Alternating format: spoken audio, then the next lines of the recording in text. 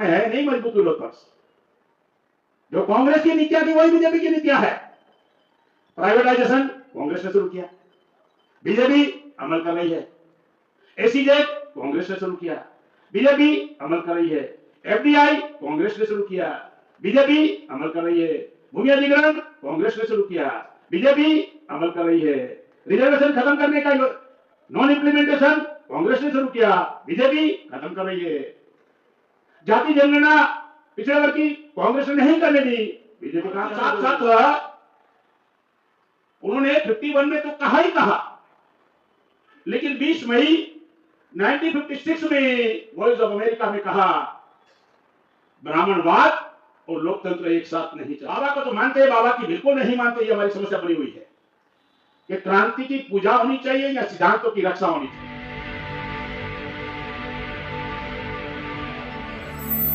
हम जो सामाजिक क्रांति करना चाहते हैं, हम व्यवस्था परिवर्तन करना चाहते हैं। दुनिया में क्रांति की 4 पूर्व शर्त है। कोई देश क्रांति कब करता है, उसकी 4 पूर्व शर्त है। नंबर 1, उस देश की बहुसंख्यक प्रजा पीड़ित हो। पहली शर्त है उस देश की बहुसंख्यक प्रजा पीड़ित हो, और ये भारत में है, ये परिस्थिति भारत में है, बहुसंख्यक प्रजा पीड़ित है। नंबर 2, उस पीड़ित प्रजा को अपनी समस्या का रियलाइजेशन हो कि हमारी समस्या के लिए जिम्मेवार कौन है, हमारी समस्या के लिए जिम्मेवार कौन है, उसका रियलाइजेशन हो, उसका एहसास हो। पूरा समाज समस्याग्रस्त है, लेकिन वो अपनी समस्या के लिए अपने भाग्य को, अपने नसीब को, अपने भाग्य और नसीब के भरोसे पर जिंदा रहता है। उन्हें मालूम नहीं है कि समस्या का निर्माता कौन है। नंबर 3, समस्या निर्माण करने वालों के विरोध में सामूहिक रूप से विद्रोह हो। अगर आपकी कोई समस्या बना हुआ है तो आप रिएक्ट करते हो ना, तो मेरी समस्या बना हुआ है। समस्या निर्माण करने वालों के विरोध में सामूहिक विद्रोह हो। व्यक्तिगत विद्रोह में कुछ होने वाला नहीं है, वो तो आपको लेबल लगा देगी, आतंकवाद का, नक्सलाइट का, उग्रवाद का टारगेट बना देगी वो। भारत में समस्या निर्माण करने वालों के विरोध में विद्रोह नहीं है, बल्कि उनका मान सम्मान ज्यादा है। जिन्होंने हमको गुलाम बनाया, ये समाज उनका मान सम्मान ज्यादा कर रहा है। गुलामी कहां से खत्म हो? जो गुलाम बना रहे हैं उनको बुलाकर, उनको मान सम्मान देकर गुलामी को बरकरार रखने वाले लोग आजादी की लड़ाई लड़ने की उम्मीद करते हैं। संभव नहीं है। और नंबर 4, कोई भी समाज सामूहिक विद्रोह कभी नहीं कर सकता संगठन शक्ति के बगैर। संगठन शक्ति के माध्यम से ही आप विद्रोह कर सकते हो।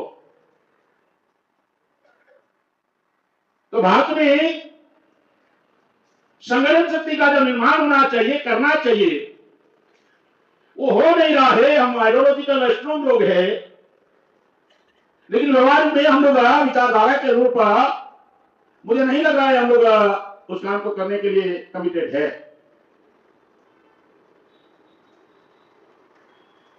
अट्ठाईस फरवरी 1982 में माननीय कांशीराम साहब ने एक बात कही, याद रखना, तो बहुजन समाज पार्टी नहीं बनी थी, बामसेट के अध्यक्ष थे। 28 फरवरी 1982 में उन्होंने एक बात कही, इस समाज में 30,000 नॉन पॉलिटिकल लीडर अगर आप पैदा कर लेते हो, बहुजन समाज बन जाएगा। उन्होंने कहा कि हमारा समाज एक नेताओं को देखा है, राजनीतिक नेताओं को देखा है, बड़े बड़े तरीके से दुश्मनों को गाली देते हैं, ताली बजाते हैं, बाद में समझौता कर लेते हैं। मैं वो राजनीतिक नेताओं की बात नहीं कर रहा हूं। माननीय काशीराम साहब कह रहे हैं, उनका कहना था कि हर जाति में 5 लीडर पैदा हो। 4 जाति है, पहले 5 कार्यकर्ता पैदा हो, कार्यकर्ता निर्माण हो, और फिर वो लोग नेता नेतृत्व करने लायक हो। तो 6-50-30 5,000 लोग चलाने वाले लोग चाहिए। 25,000 अगर हम और बना लेते, 25,000 नेतृत्व का निर्माण कर लेते हैं। 4 जातियों में हर जाति में 5 लोग, इस देश में बहुजन समाज बन जाएगा। और आप व्यवस्था परिवर्तन करना चाहते हो, ये पूर्व शर्त है। आप गुलामी को खत्म करना चाहते हो, आप बहुजन समाज बनाना चाहते हो, तो ये पूर्व शर्त है।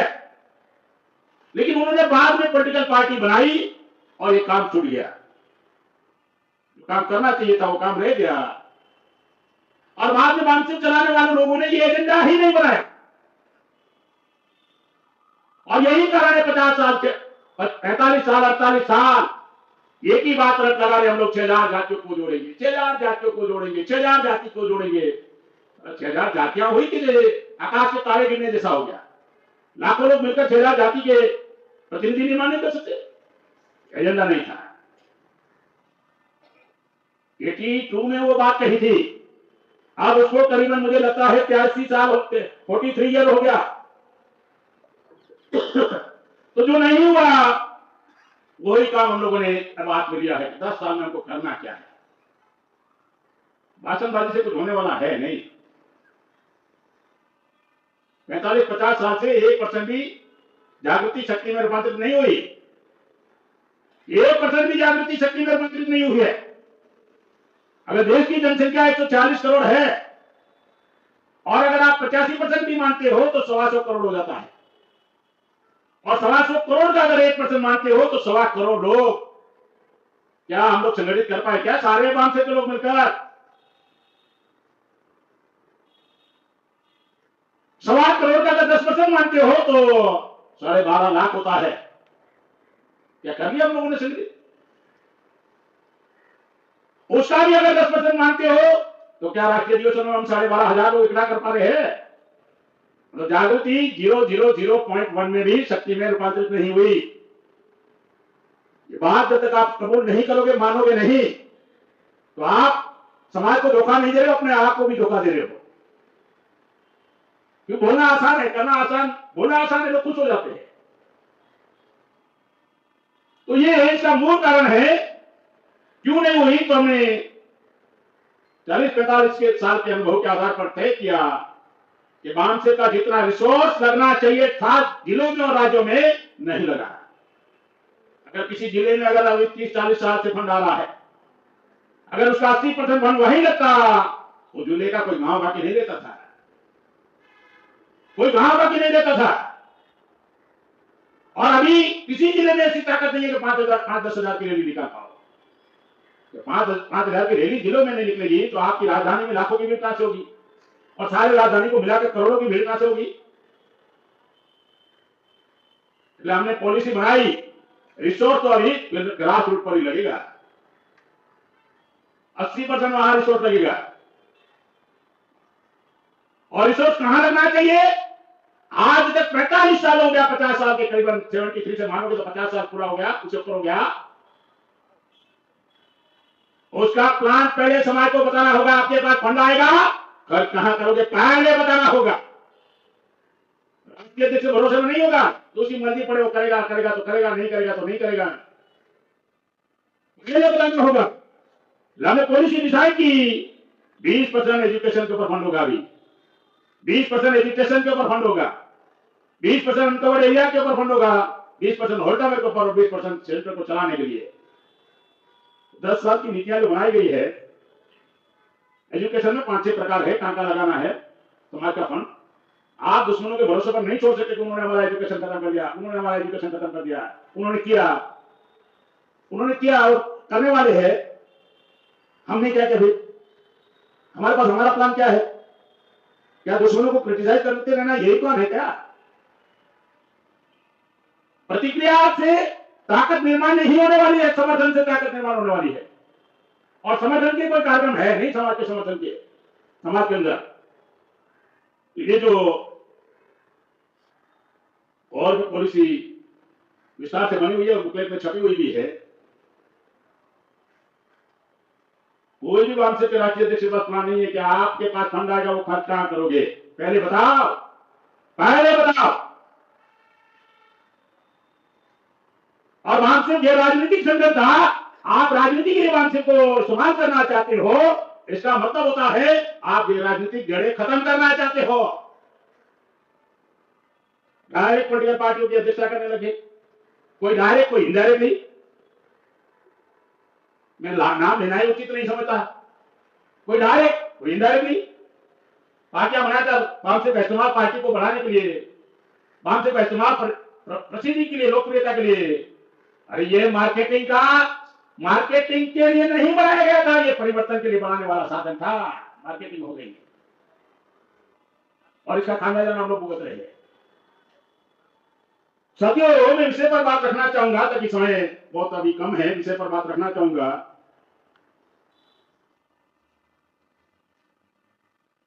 विषय पर बात रखने के लिए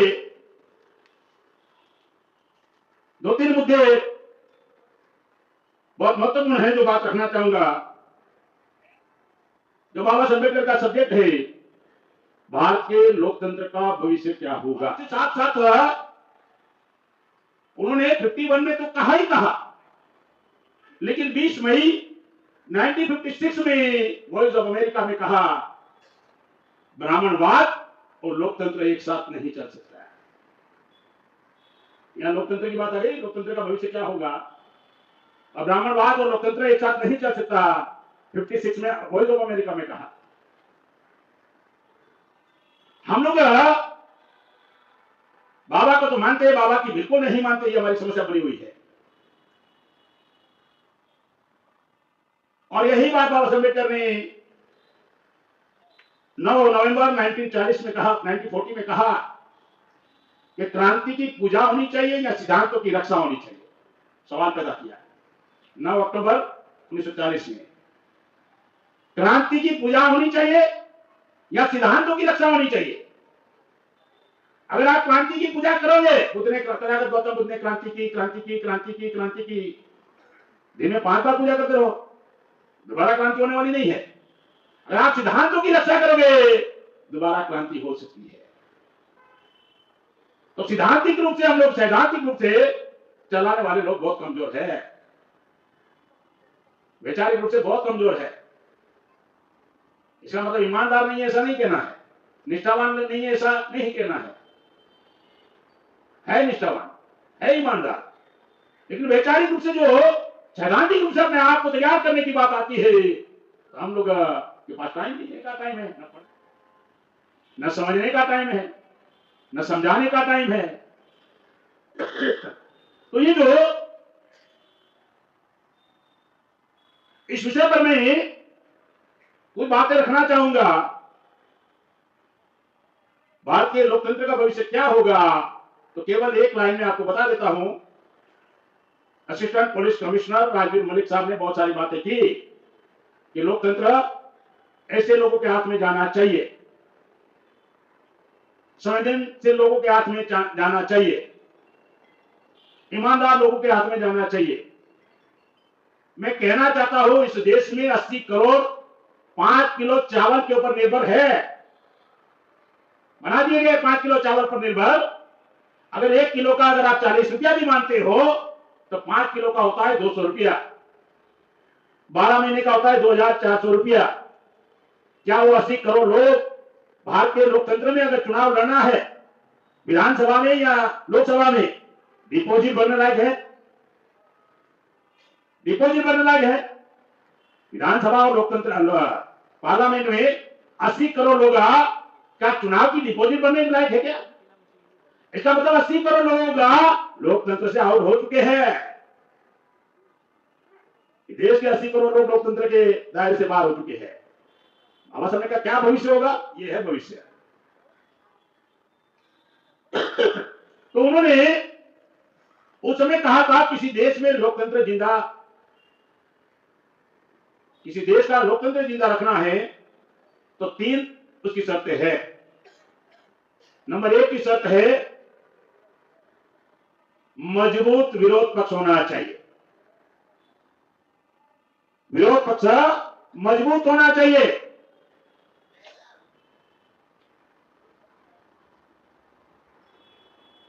मनुवादियों ने, ब्राह्मणवादियों ने, यूरेशियन ब्राह्मणों ने भारत में मजबूत विरोध पक्ष पैदा होने नहीं दिया।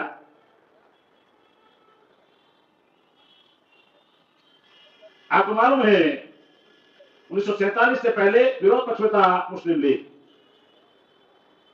चला गया उधर। उसके बाद था सुभाष चंद्र बोस, उनकी पार्टी गायब और वो भी गायब, अभी तक पता नहीं है। उसके बाद विरोध पक्ष में थे बाबा साहब अम्बेडकर, और उन्होंने लोकतंत्र में समर्थन हासिल करने के लिए 52% ओबीसी के लिए इस्तीफा दिया कानून मंत्री से 10 अक्टूबर 1951 में। और उसके बाद उन्होंने क्या किया, कांग्रेस के द्वारा आरएसएस ने 11 दिन में जनसंघ बनाया 21 अक्टूबर 1951, मतलब डमी पार्टी बनाया। विपक्ष भी वही, रूलिंग पार्टी भी वही, अपोजिट पार्टी भी वही। और दूसरा चुनाव आते आते उनको लगा बाबा साहब अम्बेडकर ओबीसी को जागृत करने में कामयाब हो जाएंगे। जनवरी 24 जनवरी 1952 रिजल्ट आया था पहले चुनाव का। 5 साल मान लो, 52 के बाद जनवरी 57 में चुनाव आने वाला था। 6 दिसंबर 1956, एक महीना पहले बाबा साहब का भी हत्या हो गई। कहां है विरोध पक्ष?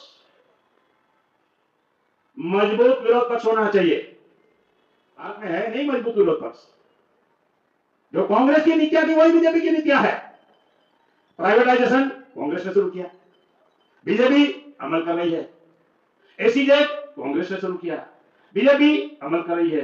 एफडीआई कांग्रेस ने शुरू किया, बीजेपी अमल कर रही है। भूमि अधिग्रहण कांग्रेस ने शुरू किया, बीजेपी अमल कर रही है। रिजर्वेशन खत्म करने का नॉन इंप्लीमेंटेशन कांग्रेस ने शुरू किया, बीजेपी खत्म कर रही है। जाति जनगणना पिछड़े वर्ग की कांग्रेस ने नहीं करने दी, बीजेपी कहां करने दे रही है। उसी तरह 5वीं 6वीं अनुसूची आदिवासियों की कांग्रेस ने अमल नहीं किया, बीजेपी कहां कर रही है। उसी तरह बीजेपी के लोगों ने एससी एसटी ओबीसी को पोलराइज करने के लिए हिंदुत्व का मुद्दा उठाया, और कांग्रेस मुसलमानों का तुष्टीकरण कर रही, आरोप लगाया। तो कांग्रेस को लगा कि हम मना कर देंगे, हम नहीं करें मुसलमानों का तुष्टीकरण, मुसलमानों को तवज्जो नहीं दे रहे तो मुसलमान हमारे हाथ से निकल जाएगा। तो सत्य कमीशन कांग्रेस के समय बना और बीजेपी के मुंह पर मारा, आरएसएस के मुंह पर, अरे तुम तो केवल चिल्ला रहे हो मुसलमानों के विरोध में, हमने तो सत्यानाश करके दिखा दिया। 33% मुसलमान ब्यूरोक्रेसी में, प्रशासन में 1947 में 6 साल से 14 साल के बच्चों का 50% मुस्लिम बच्चे स्कूलों के दरवाजे में देखा है। ये कब हुआ? कांग्रेस के समय। सच्चा रिपोर्ट तब आया है। तो बीजेपी क्या मुसलमानों का हित करना चाहती है? कांग्रेस ने सत्यानाश किया, इनडायरेक्टली किया, बीजेपी डायरेक्ट कर रही है। दोनों की पॉलिसी कोई अलग अलग है? दोनों से पॉलिसी मजबूत विरोध पक्ष भारत में है नहीं। सत्ता के 3 पायदान है, याद रखना। जो अभी बोल रहे थे ना मलिक साहब, यहाँ चित्ता प्रसाद जी बोल रहे थे ना, मनोज चित्ता प्रसाद जी, सत्ता के 3 पायदान है। ये पायदान है सत्ता के नियंत्रक लोग, डायरेक्ट टोटल उनके पास पावर है। इस देश में क्षत्रियों की भी पार्टी को पनपने नहीं दिया। शंकर सिंह वाघेला ने बनाया था, वीपी सिंह ने बनाया था, चंद्रशेखर ने बनाया था, अमर सिंह ने बनाया था, राजा भैया ने भी बनाया था। क्षत्रियों को भी पार्टी करने नहीं दी, बलियों को भी कोई पार्टी करने बनाने चलाने नहीं दी। आपको लगता होगा केजरीवाल चला रहे ना, तो किसके समर्थन से चला रहा है? तो सफाई कर्मी जातियों को कांग्रेस ने, जैसे गांधी ने इस्तेमाल किया, कांग्रेस ने सफाई मजदूर कांग्रेस 45 साल इस्तेमाल किया, तो केजरीवाल ने झाड़ू पकड़ा दिया। तो उनका समर्थन देकर नहीं चला रहा है ना, अभी वो भी खत्म हो रहा है, लोग भी कर रहे हैं। सत्ता के नियंत्रक लोग, सत्ता के हिस्सेदार और सत्ता के पायदान। पायदान का मतलब क्या है मालूम है? जो घर में प्रवेश करते हो तो पैर को साफ करने का होता है ना पायदान, वो क्या बोलते हैं उसको, उसका ही हिस्सा होता है, घर का ही हिस्सा होता है। देख लीजिए अभी बाबा साहब ने कहा बहुत भाई भारत बनाऊंगा, रामदास अठौले लगे हुए हिंदू हिंदू हिंदू राष्ट्र का बनाने का। कल केजरीवाल के साथ थे, आज कांग्रेस में है ना, नहीं है गौतम जी, राजेंद्र गौतम? तो आप कर क्या रहे हो? तो ये जो डेमोक्रेसी में आप दुश्मनों का हिस्सा बने हुए हो और आप उम्मीद करते हो कि दुश्मनों के विरोध में दुश्मन आपको सब कुछ प्रोवाइड करे, होने वाला नहीं है। ये होने वाला नहीं है। तो ये जो अभी इन्होंने बताया, Rajeev Malik assistant police commissioner Delhi, ईमानदार लोग पार्लियामेंट में जाना चाहिए। मैं कहना चाहता हूं लोकतंत्र के 4 पिलर है। जुडिशरी में न्यायपालिका में कोलेजियम सिस्टम आ गया और कोलेजियम सिस्टम में भारत टाइम्स का एक आर्टिकल था, हाई कोर्ट के जज 79% ब्राह्मण है। हाई कोर्ट के जज है 79% ब्राह्मण है। और गलती से अगर आपका चीफ जस्टिस बन गया तो वो लोग स्वीकार करते हैं क्या? पिछली बार देखा नहीं, चीफ जस्टिस के ऊपर जूता फेंका गया ना। तो जुडिशरी टोटली उनके नियंत्रण में। कार्यपालिका 80% लोग लास्ट अधिकारी उनके हैं। और आपके बच्चे मेरिट में भी होंगे ना, अब लेटर एंट्री आ गई। क्रिमिनल ईयर में 340 बच्चे को आउट कर दिया ना, 314 बच्चों को 2015 में ओबीसी के बच्चों को। क्या आप यूपीएससी के एग्जाम पास किया लेकिन आप क्लास वन अधिकारी नहीं बन सकते, कलेक्टर नहीं बन सकते, आईएएस नहीं बन सकते। और उनके बच्चे direct no exam no interview direct selection, later entry नहीं आ गई क्या? कार्यपालिका का ये हाल है।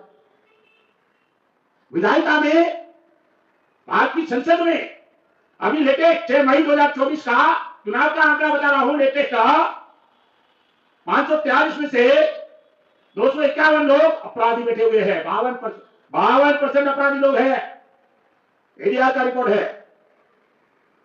और 543 में से 502 करोड़पति है, 92% करोड़पति है।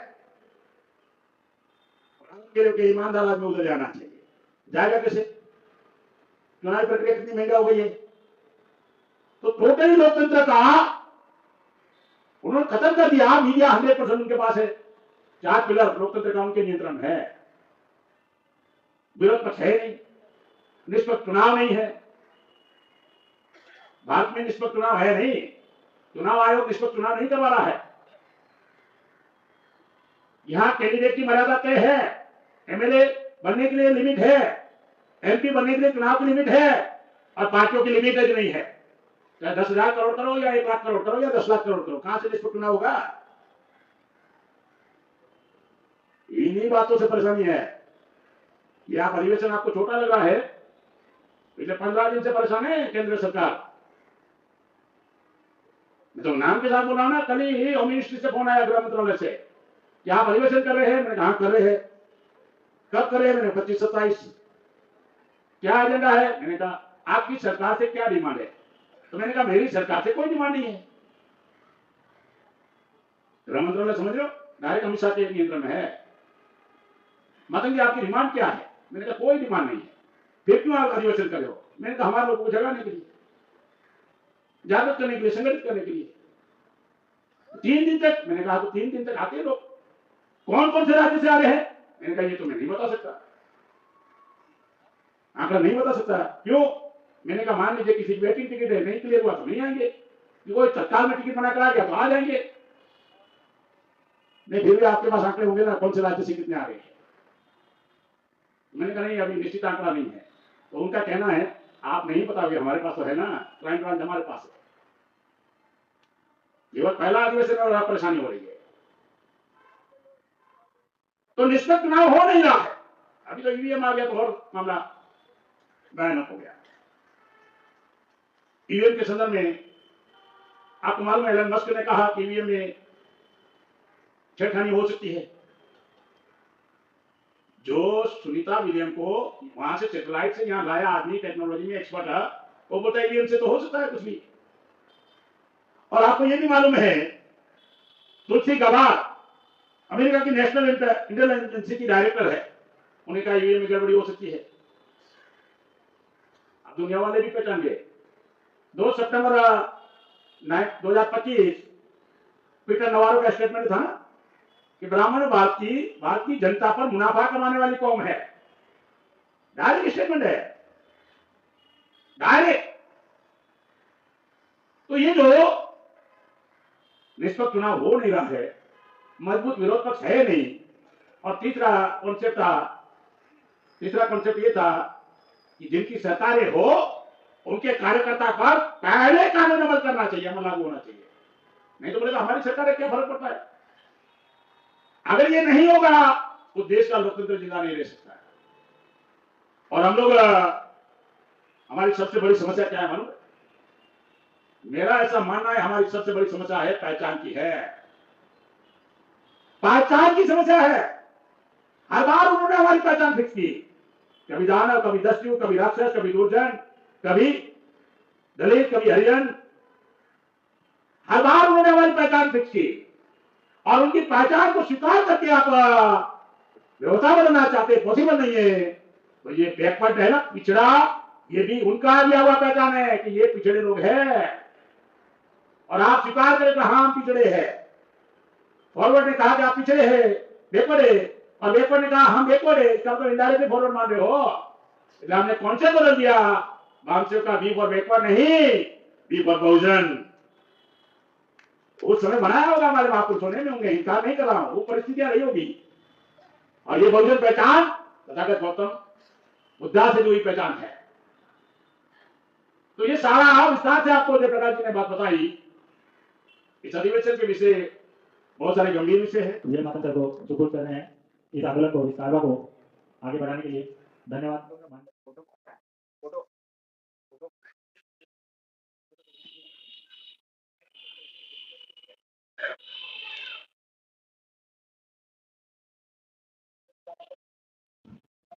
इसी श्रृंखला में माननीय वामदेव के इस आंदोलन को आगे बढ़ाने के लिए माननीय वीएल माथन सर के हाथों में सपोर्ट कर रहे हैं 25,000 रुपए का निधि। माननीय शैलेश सोलंकी जी रिटायरमेंट के उपलक्ष्य में रुपए 25,000 निधि यहाँ पर सपोर्ट कर रहे हैं राष्ट्रीय अध्यक्ष वीएल माथन जी को।